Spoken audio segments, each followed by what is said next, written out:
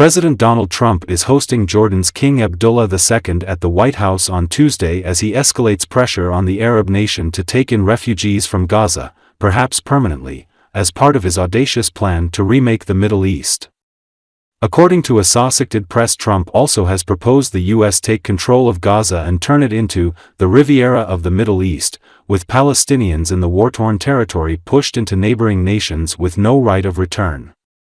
The visit is happening at a perilous moment for the ongoing ceasefire in Gaza as Hamas, accusing Israel of violating the truce, has said it is pausing future releases of hostages, and as Trump has called for Israel to resume fighting if all those remaining in captivity are not freed by this weekend.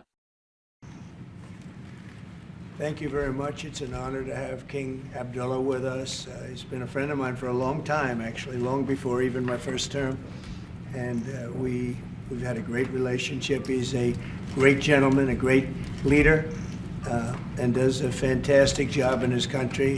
His son, we're lucky enough to have his handsome son with us today, so it's good to see you again. We've had some quick discussions just now, and we're going to have some longer discussions after this. And the relationship with Jordan has been very strong, has been with me, and it really has been with the country. But I think I've been closer than other presidents to Jordan and what Jordan represents. And it's an honor to have you and your son with us today. And if you'd like to say a few words, and thank you very much. Mr. President, thank you very much for having us, and so short after your inauguration, I think just as a testament to what you said is a special relationship between our two countries and the personal relationship of friendship and trust between the two of us. Mr. President, I truly believe that with all the challenges that we have in the Middle East, that I finally see somebody that can take us across the finish line to bring stability, peace, and prosperity to all of us in the region. And it is, I think, our collective responsibility in the Middle East to continue to work with you, to support you, to achieve those lofty goals. So I'm very delighted to be here, and as you said, sir, we've got some very interesting discussions ahead of us. Very good, very good. Thank you very much. Why should the king take in the Palestinian people? He's made clear he doesn't want to. Well, I don't know, but he may have just something to say, because we discussed just briefly. I think maybe you want to say it now, or? Well, Mr. President, I think we have to keep in mind that there is a plan from Egypt and the Arab countries. We're being invited by Mohammed bin Salman to discussions in Riyadh.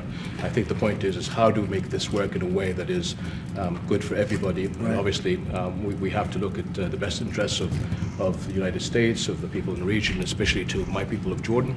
And we're going to have some interesting discussions today. I think one of the things that we can do right away is take 2,000 children that are either cancer children or in a very ill state to Jordan as quickly as possible, and then wait for, I think, the Egyptians to present their plan on how we can work with the president to work on Gaza challenges. I didn't know that, what you just said, 2,000 children with cancer or other problems, and that's really a beautiful gesture. That's really good, and we appreciate it.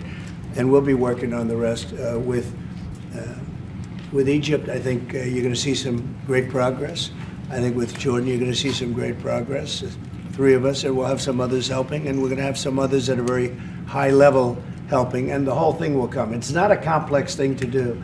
And with the United States being in control of that piece of land, a fairly large piece of land, you're going to have stability in the Middle East for the first time. And the Palestinians, or the people that live now in Gaza, will be living beautifully in another location. They're going to be living safely. They're not going to be killed, murdered, and having to leave every 10 years, because I've been watching this for so many years. It's nothing but trouble. I know we'll be able to work something also with I believe, not 100%, but 99%, we're going to work out something with Egypt. Elon Musk has long railed against the U.S. government, saying a crushing number of federal investigations and safety programs have stymied Tesla, his electric car company, and its efforts to create self-driving automobiles. Now, Musk's close relationship with President Donald J. Trump means many of those federal headaches could vanish. An Associated Press review of federal probes and safety programs that are most at risk found that the Trump administration could quickly nix crash investigations into Tesla's partially automated vehicles, a U.S. Department of Justice criminal probe examining whether Musk and Tesla have overstated their cars' self-driving capabilities, and a government mandate to report crash data on vehicles using technology like Tesla's autopilot. The consequences of such actions could prove dire, say safety advocates who credit such federal investigations and recalls with saving lives. We went out and bought a car, a Model 3, and said, well, let's try it ourselves. We're going to drive it around and see what it does, said Dan O'Dowd, founder of the Dawn Project, which describes itself as campaigning to ban unsafe software from safety-critical systems. It simply failed, O'Dowd says. Drive it maybe for an hour or so, it's going to almost always fail. It's going to do something very dumb and unsafe. Let's not just call it dumb unsafe through that period of time. And that's when I said, this thing's got to come off the road. The White House and Musk began waging an unbridled war against the federal government, freezing spending and programs while sacking a host of career employees, including prosecutors and government watchdogs typically shielded from such brazen dismissals without cause. The Trump administration has not yet declared any actions that could benefit Tesla or Musk's other companies.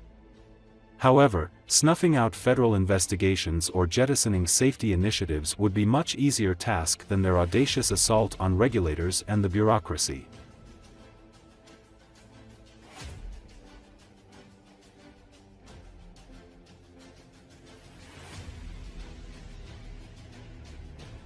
So we did some statistical analysis on the tests and looked through them and said, no, basically as best we can tell, it fails about every 8 minutes. It does something stupid, like drive across the yellow line or run a stoplight or run a red light or stop sign, sorry. It turns, goes right through a stop sign, doesn't look at a yield sign, tries to drive into oncoming traffic. About every 8 minutes, and that's when it was like, okay, this thing's just terrible. I mean, this thing should never be on the road. Full self-driving blows straight past a stopped school bus with its red lights flashing and stop sign extended, and runs down a child-sized mannequin crossing the road. There's a parked truck. Oh my God. And it just hits it. So I commissioned some real studies to really test it. So we went out and bought a car, a Model 3, and said, well, let's try it ourselves. We're going to drive it around and see what it does. And we confirmed that it simply failed. You can drive it maybe for an hour or so. It's going to almost always fail. It's going to do something very dumb and unsafe. Let's not just call it dumb, unsafe through that period of time. And that's when I said, this thing's got to come off the road.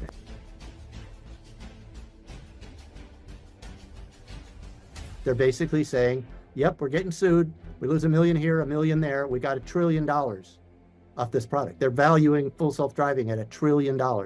So if they've got to pay off a few $2 or $5 million lawsuits, how many can they pay off in 5 million into $1 trillion? 200,000, I think. I mean, they could take 200,000 lawsuits, and it's worth it.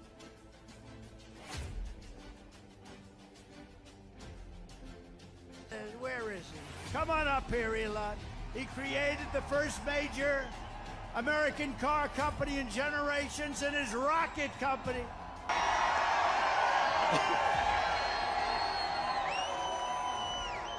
As you can see, I'm not just MAGA, I'm dark MAGA. So this is actually a very important point that I think is not talked about enough. That laws and regulations are immortal. They don't die. Humans die, but laws and regulations can last forever. So if year after year there are more laws and regulations passed and more regulatory bodies created, eventually everything will be illegal.